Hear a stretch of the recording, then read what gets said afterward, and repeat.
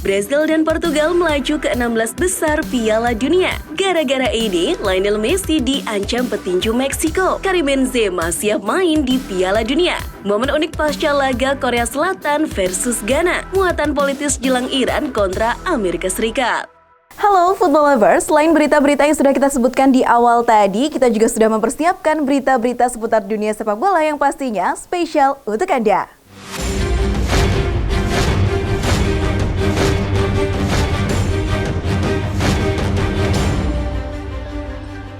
Tottenham dikabarkan sedang memantau gelandang Sporting Lisbon, Manuel Ugarte. Dilansir O Jogo, Antonio Conte tampaknya telah dibuat terkesan dengan penampilan gelandang asa Uruguay itu di babak penyisihan grup Liga Champions. Conte berminat melakukan pendekatan usai Piala Dunia nanti, dan tampaknya sang pemain tak menutup pintu negosiasi. Timnas Inggris dikabarkan menjadi tim nasional termahal di ajang Piala Dunia kali ini. Dilansir Al Jazeera, sebuah studi yang dikemukakan oleh kelompok riset Swiss CIES Football Observatory, skuad Inggris yang terdiri dari 26 pemain bernilai kurang lebih 1,5 miliar euro atau sekitar 24 triliun rupiah dengan Jude Bellingham. Jadi pemain paling mahal yakni bernilai 202 juta euro atau sekitar 3,2 triliun rupiah. Beberapa klub Liga Inggris dikabarkan telah melakukan kontak dengan Villarreal untuk menanyakan ketersediaan bomber mereka, Boulaye Dia. Dilansir Football Espana, terdapat 4 klub Inggris yang berminat untuk mendatangkan striker Senegal itu, di antaranya Leicester City, Leeds United, West Ham, dan juga Everton. Villarreal bersedia menjual Dia di Januari nanti, tapi sekarang situasinya sang pemain tengah menjalani masa peminjaman ke Salernitana. Jadi, apabila klub Italia itu bersedia melepasnya, dia bisa pergi di musim dingin nanti. Selepas kepergian Cristiano Ronaldo, Manchester United mulai mencari opsi sebagai pengganti sang mega bintang. Dilansir ESPN, United dikabarkan membuka peluang untuk mendatangkan pemain Chelsea, Christian Pulisic. MU berniat untuk meminjam sang pemain pada Januari nanti. Namun belum jelas berapa bulan durasi peminjamannya. Yang jelas, United memandang Pulisic sebagai solusi jangka pendek untuk lini depan mereka. Penyerang RB Salzburg, Noah Okafor dikabarkan jadi rebutan klub-klub papan atas Liga Inggris. Dilansir Football London, performa Okafor bersama Salzburg sudah menarik perhatian Arsenal, Liverpool, Chelsea, bahkan Manchester City. Terlibat dalam 13 gol Salzburg di semua kompetisi musim ini, membuat Okafor menjadi komoditas panas baru di bursa transfer musim dingin mendatang. Menurut Bleacher Report, Kylian Mbappe kini jadi atlet dengan bayaran tertinggi di dunia. Dari olahraga basket, tinju, Formula One, hingga sepak bola, Mbappe lah yang mendapatkan predikat atlet dengan bayaran tertinggi. Untuk tahun ini saja, Mbappe sudah mendapatkan 110 juta dolar atau setara dengan 1,7 triliun rupiah. Ia mengalahkan pendapatan pembalap F1 Lewis Hamilton, pebasket Stephen Curry, bahkan rekan satu timnya, Lionel Messi.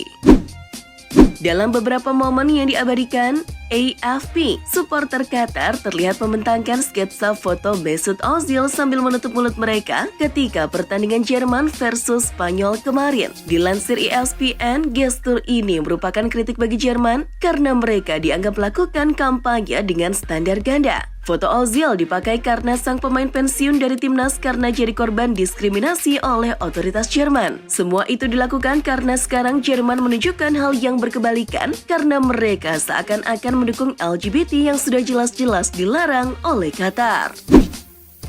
Kita jeda sebentar, seperti biasa nih, aku gak akan bosan buat ngingetin Football Lovers untuk like, share, dan subscribe channel Starting 11 News untuk jadi channel sepak bola nomor 1 di Indonesia.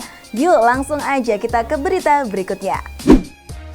Gelandang Leicester City, Dennis Praet dikabarkan sudah tak betah bermain untuk klub Inggris tersebut. Dilansir Football Italia, gelandang asal Belgia itu merasa tak mendapatkan menit bermain yang cukup di King Power Stadium. Praet bahkan rela mendapatkan potongan gaji demi kembali dipinjamkan ke Torino. Praet kini menghasilkan sekitar 2,5 juta euro atau 40 miliar rupiah per musim bersama Leicester. Namun, ia ingin kembali ke Torino, meski mereka hanya mampu membayar setengah dari gajinya.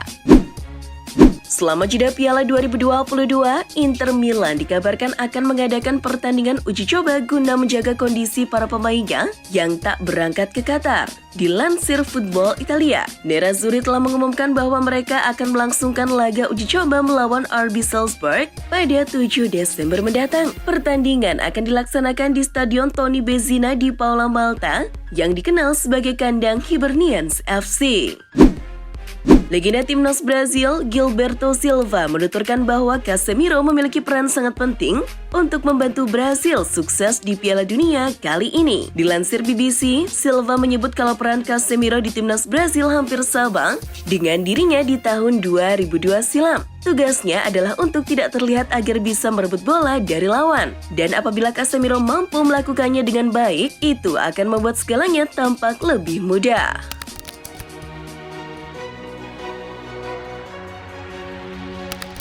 Kamerun dan Serbia bermain imbang 3-3 pada laga lanjutan grup G Piala Dunia 2022 di Al Janoub Stadium. Kamerun unggul lebih dulu berkat gol Jean Charles Castelletto pada menit ke-29. Lalu, Serbia berbalik unggul berkat 3 gol dari Strahinja Pavlovic di menit ke-46, Sergej Milinkovic-Savic di menit ke-48, dan Alexander Mitrovic di menit ke-53. Namun di babak kedua, Serbia kecolongan 2 gol akibat aksi pemain Kamerun Vincent Aboubakar dan Eric Maxim Choupo-Moting. Kedua tim masih mengumpulkan 1 poin dan bertahan di peringkat 3 dan 4 grup G.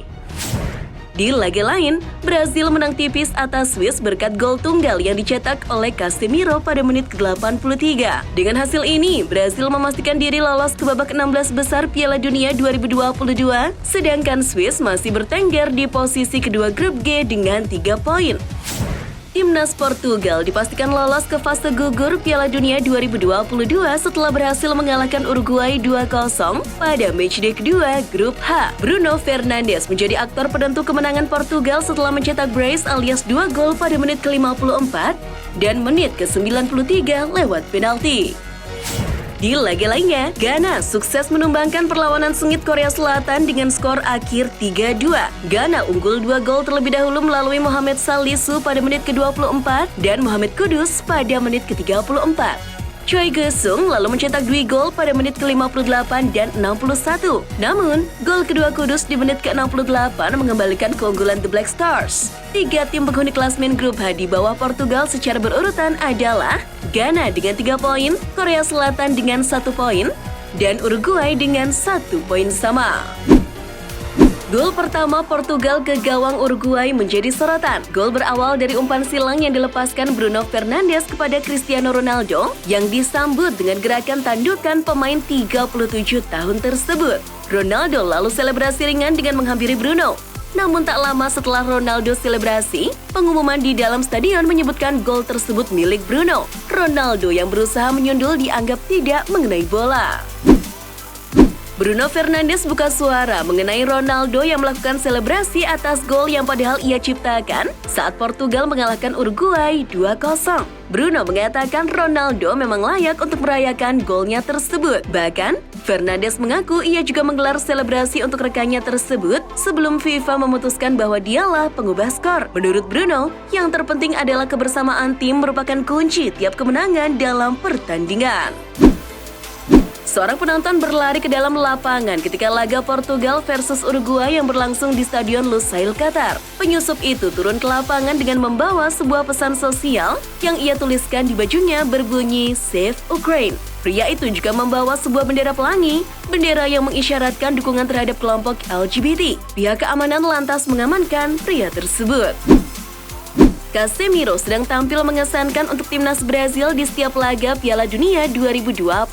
Penampilan itu pun mengundang pujian dari Neymar. Neymar mengatakan dirinya tidak meragukan kualitas dari Casemiro. Jadi, tidak mengagetkan pemain tersebut kembali pamer kualitas. Casemiro telah menjadi gelandang terbaik di dunia sejak lama, tulis Neymar di akun Twitternya Selasa 29 November. Pemain Argentina merayakan kemenangan atas Meksiko di ruang ganti. Saking asyiknya merayakan kemenangan, ada pemain Argentina yang menaruh jersey pemain Meksiko di lantai. Entah sengaja atau tidak, jersey Meksiko itu terinjak Lionel Messi. Petinju Meksiko, Saul Canelo Alvarez, yang melihat video tersebut pun merasa geram. Lewat akun Twitternya, ia berniat mencari dan menghajar Lionel Messi atas aksi buruknya tersebut. Seorang perwakilan Lionel Messi menegaskan bahwa penyerang PSG itu belum menyetujui kesepakatan untuk bergabung dengan klub MLS Inter Miami pada 2023. Kabar sebelumnya, seperti dilansir The Times, sang superstar bisa saja pergi dari Le Parisien pada musim panas 2023 dan bergabung ke Inter Miami. Namun, kabar tersebut dengan cepat dibantah oleh perwakilan Messi, Marcelo Mendes. Kabar mengejutkan datang dari Juventus, bagaimana seluruh dewan direksi telah mengundurkan diri. Tokoh-tokoh kunci seperti Presiden Andrea Agnelli, Wakil Presiden Pavel Nedved, dan Direktur Pelaksana Mauricio Arrivabene semuanya memutuskan mundur dalam pertemuan luar biasa yang diadakan pada malam tanggal 28 November. Laporan dari BBC menyatakan, mundurnya para petinggi Bianconeri itu tidak lepas dari adanya proses penyelidikan yang dilakukan terhadap Juventus. Ada dugaan kesalahan penanganan finansial di dalam klub. FA, Asosiasi Sepak Bola Inggris, telah mengumumkan hasil undian babak ketiga Piala FA 2022-2023. Dua tim raksasa Inggris, Manchester City dan Chelsea, harus saling bunuh di putaran ketiga. Sementara tim-tim besar lainnya hanya bertemu lawan enteng. Liverpool misalnya bertemu dengan Wolves, Manchester United menghadapi Everton, Arsenal malah bertemu tim jauh di bawah levelnya yakni Oxford. Laga-laga ini akan dimainkan pada awal Januari 2023. Manajer Inggris Gareth Southgate menegaskan Piala Dunia bukan ajang bagi pemain untuk mencari menit bermain. Pernyataan itu untuk merespon kritikan dari banyak pihak setelah ia tidak mengubah komposisi starting 11 di dua laga sebelumnya. Lawan Wales, Southgate pun berencana hanya melakukan rotasi pemain di sektor tengah sebab posisi Inggris belum aman. Andre Onana mulanya hanya disingkirkan dari skuad Kamerun versus Serbia pada laga kedua grup G Piala Dunia. Kiper Inter Milan itu tidak masuk daftar susunan pemain karena menolak mengikuti instruksi pelatih Rigobert Song. Dikutip dari cuitan jurnalis senior Fabrizio Romano, Onana menolak perintah Rigobert Song perihal gaya bermain seorang penjaga gawang. Dalam unggahan tersebut, Onana ngotot bertahan dengan gaya kiper tradisional. Striker timnas Prancis Karim Benzema dikabarkan bisa bergabung kembali dengan tim setelah absen karena mengalami cedera. Benzema tampaknya bisa pulih lebih cepat dari perkiraan semula, yakni selama 3 pekan. Menurut banyak media Spanyol, termasuk Onda Madrid, Benzema bisa kembali berlatih pertengahan pekan ini. Menurut aturan FIFA, Benzema bisa kembali ke skuad Prancis dan bermain di sisa turnamen karena ia termasuk dalam skuad resmi. Bintang timnas Korea Selatan Son Heung-min meratapi kekalahan timnya dari Ghana pada laga kedua penyisihan grup H Piala Dunia 2022. Saat Son menangis, momen lucu justru terjadi. Staf pelatih Ghana minta bersuah foto alias selfie dengannya. Nampak ada 2 orang tim pelatih lainnya yang berniat untuk menghibur penyerang sayap Tottenham Hotspur itu. Duel Iran versus AS pada matchday ketiga grup B Piala Dunia 2022 akan menyedot perhatian. Selain laga penentuan, duel ini juga dipanaskan oleh masalah politik. Menurut jurnalis Sky Sport Tim Thornton, konferensi pers jelang pertandingan juga sudah terasa aneh. Thornton menyebut banyak pertanyaan politis yang dilontarkan para wartawan. Sebelum ini, kabar soal penghapusan lambang bendera Iran oleh Federasi Sepak Bola Amerika Serikat juga turut memanaskan situasi. Itulah informasi seputar dunia sepak bola spesial dari Starting 11 News. Screenshot tayangan ini, post di sosial media kalian, dan tag Starting 11 Network. Jangan lupa untuk like, share, dan subscribe. See ya!